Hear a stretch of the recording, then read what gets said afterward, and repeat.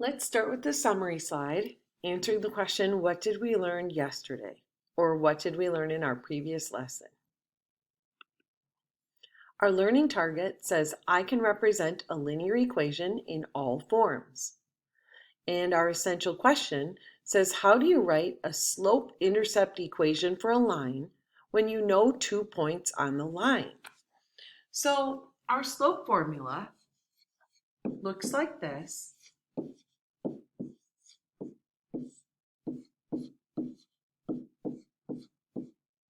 Where you can find the slope of the line between any 2 points. And you have to remember to label your ordered pairs, your points, with x coordinates and y coordinates like this. What's super important is that you label one of the ordered pairs with the little ones and the other ordered pair with the little twos. It doesn't really matter which one you choose for point 1 and which one for point 2. Okay, now I'm going to teach you 2 different ways that you can get to your slope-intercept form for the line that goes through these 2 points. The reason that I want to teach you 2 ways is because I always like you to have some choice. And there's not just one way to solve this problem. So we know these 2 points are in the line. It's probably more work to draw the graph and figure out the equation. So I'm going to teach you how to use your algebra skills to figure it out. So we need to figure out the slope of the line first. So here's my slope formula. y2 minus y1, so that would be 1 minus 5 over x2 minus x1. So I did this one first, and now I'm doing this one. So 1 minus 5 and then 3 minus negative 3. So 1 minus 5 is negative 4. 3 minus negative 3 turns into 3 plus 3. So negative 4 over 6 is negative 2/3. Okay, so I know that I kind of ran across both methods there. Totally fine. Because for both of them, I need the slope. All right. So the first method I'm going to show you is how to use your point slope form and turn it into slope intercept. So to do that, we need one of our points, and we can use whichever one we want.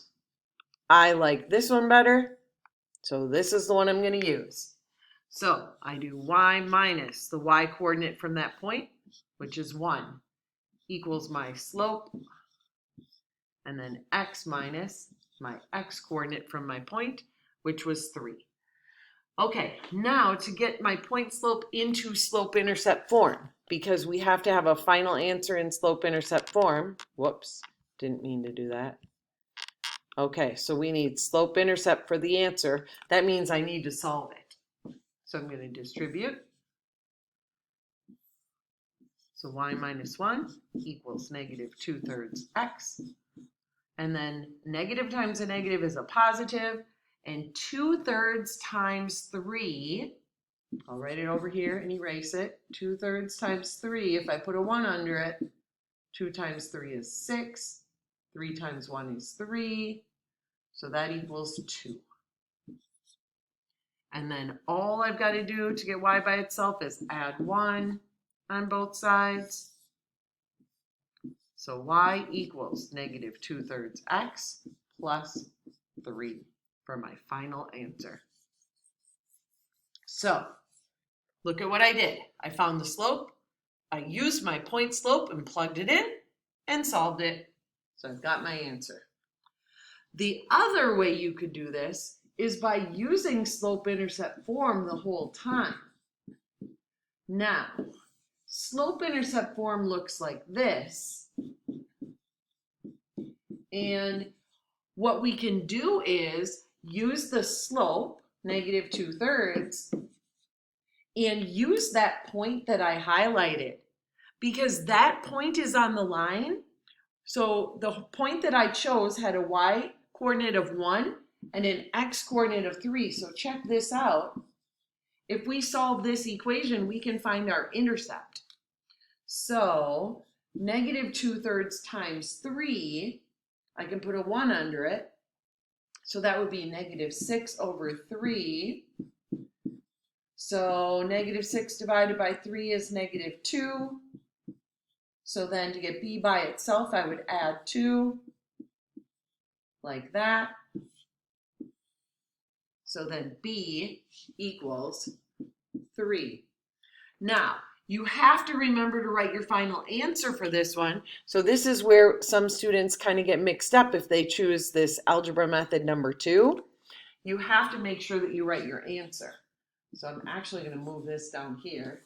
Okay, so now my final answer is y equals the slope, then x, and then plus my intercept. So you get the same result whether you want to use point slope form and solve it to get your answer, or use slope-intercept to figure out your intercept. Okay, so one more like that. So I'm going to do the same thing. I'm going to use both methods.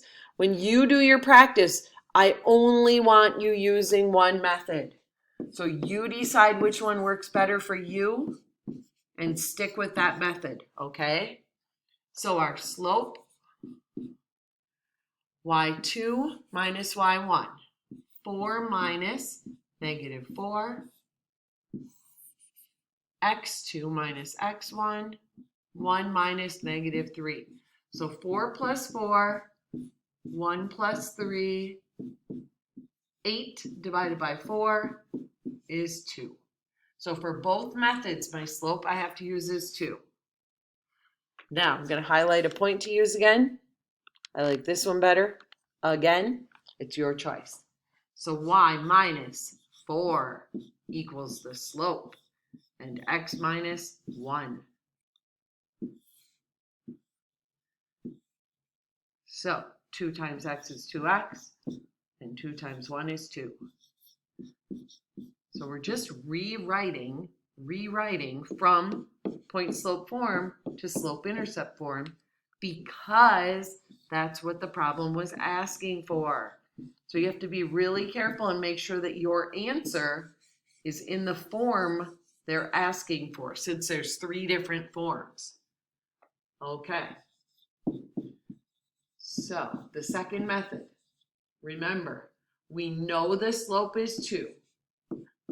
We use the highlighted point. So my highlighted point was 1, 4 over there.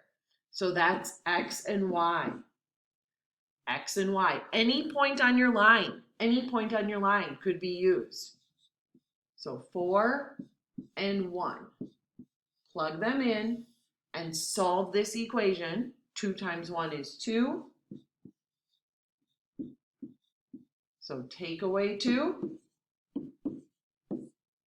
And b equals 2. So that's your y-intercept. So y equals the slope was 2, and then your intercept was also 2. So choose one of those methods and then stick with it. All right, now we have a couple word problems. Okay, a music store offers a membership. It costs $22 per year, and then a member can buy CDs at a reduced price. If a member buys 17 CDs in 1 year, the cost is $111.25. So determine the cost of each CD, and then write a linear equation to represent the cost of a 1-year membership if X CDs are purchased.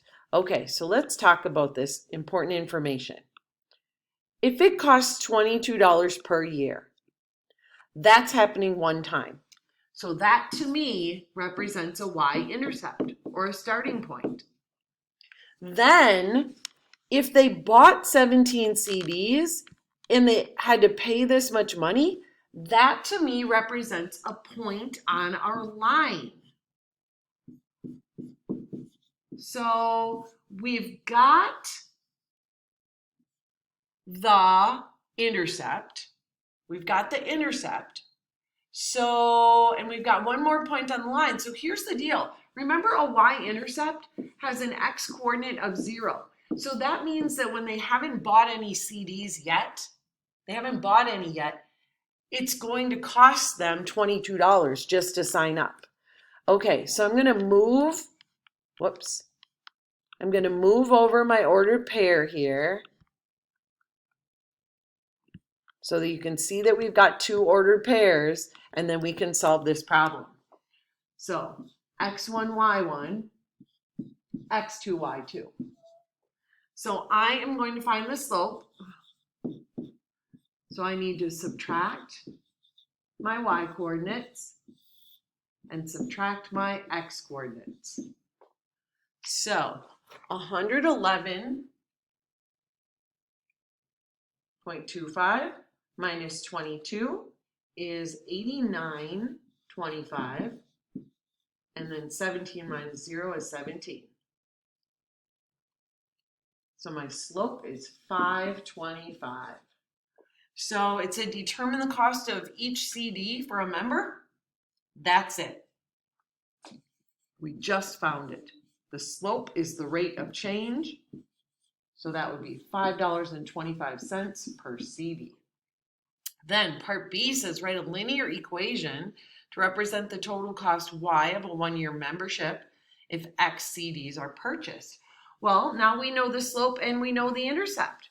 So Y equals 525X plus, remember the intercept was $22. So there's our equation. Okay, let's try one more from the Y slide.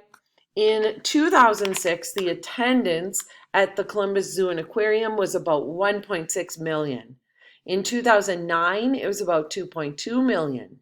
Write an equation to model the average attendance at the zoo for any given year after 2000. And I've even got a hint here. Use 0, 1.6 to represent the initial attendance. So then we just need to write the other one. So I want you to think about this. If this is 0, 1.6, how many years would this be after? So to go from here to here, that is 3 years because our starting point is 2006. And then 2.2 is our population. So we can find the slope. So this is x1, y1, x2, y2. So 2.2 minus 1.6 and 3 minus 0 for our years. So this will be 0.6 divided by 3. So 0.2, and it's million per year. Okay, so what are they asking us to do? Write a linear equation to model the attendance. Okay, and then we'll have to find our attendance for this year. So we've got our slope, so let's write our equation. So again, we knew the starting point. We knew the starting point here. This is our intercept. So y equals our slope times x plus our intercept. And then, what are we going to plug in? How many years is it from 2006 to 2019? Well, 19 minus 6 is 13. So we just have to plug in 13 for x. So y equals 0.2 times 13 plus 1.6. So 0.2 times 13. So that would be 2.6. Then plus 1.6 equals 4.2 million. That's what we would expect in the year 2019.